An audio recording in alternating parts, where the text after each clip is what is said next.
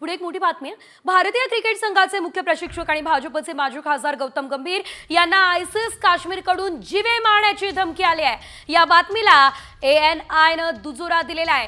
गंभीरने बुधवारी दिल्ली पोलिसांसोबत संपर्क साधलाय आणि तातडीने कारवाई करण्याची मागणी केली आहे। त्यांनी या संदर्भात FIR नोंदवलाय। गंभीरने स्वतःची आणि त्याच्या कुटुंबाच्या सुरक्षेची आवश्यक ती सर्व पावलं उचलण्याचं आवाहन केलंय।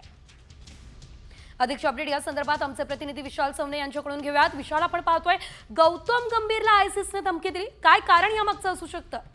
अद्याप धमकीमागचं कारण जे आहे ते स्पष्ट होऊ शकलेलं नाही। मात्र ISIS काश्मीर या संघटनेकडून गौतम गंभीर याला जीवे मारण्याची धमकी देण्यात आलेली आहे आणि त्याला 2 मेल जे आहे ते प्राप्त झालेले आहेत।